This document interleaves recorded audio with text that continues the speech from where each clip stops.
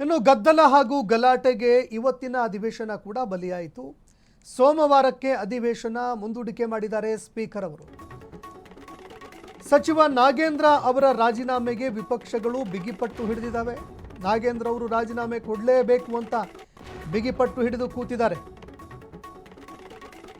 ಕಲಾಪ ಆರಂಭವಾಗ್ತಿದ್ದಂತೆ ಬಿಜೆಪಿ ರಾಜೀನಾಮೆಗೆ ಮತ್ತೆ ಪಟ್ಟನ್ನ ಹಿಡಿತಾ ಇದೆ.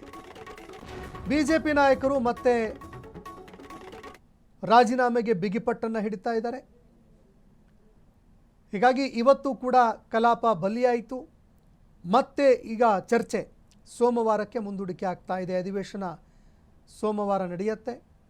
ಹಾಗಾಗಿ ಈ ವಾರದ ಸಂಪೂರ್ಣ ಕಲಾಪ ಏನಿತ್ತು ಅದು ಈ ಆರೋಪ ಪ್ರತ್ಯಾರೋಪ, ಮತ್ತೊಂದೆಡೆಯಲ್ಲಿ ಕೇವಲ ನಾಗೇಂದ್ರ ಅವರ ರಾಜೀನಾಮೆ ವಿಚಾರಕ್ಕೆ ಸಂಬಂಧಪಟ್ಟಂತೆ ಸಂಪೂರ್ಣ ಕಲಾಪ ಬಲಿಯಾಗಿದೆ.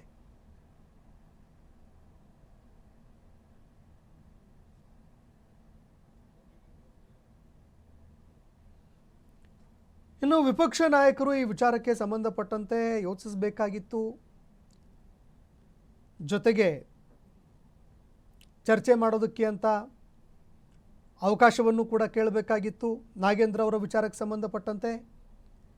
ಇದರ ಜೊತೆಗೆ ರೈತರ ವಿಚಾರಕ್ಕೂ ಸಂಬಂಧಪಟ್ಟಂತೆ ರಾಜ್ಯದಲ್ಲಿ ಎದುರಾಗಿರುವಂತಹ ಒಂದು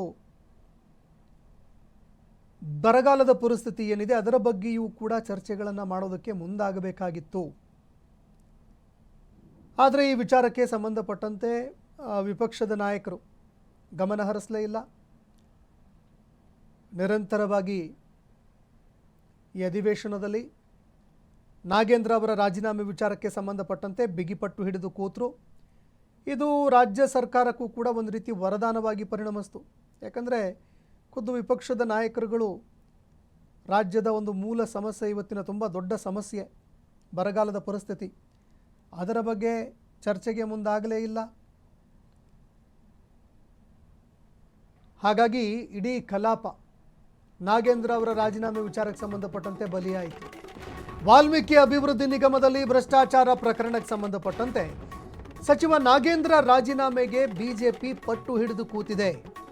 ದಾವಣಗೆರೆ ಜಗಳೂರಿನಿಂದ ಬಳ್ಳಾರಿಗೆ ಪಾದಯಾತ್ರೆಗೆ ಮುಂದಾಗಿದೆ.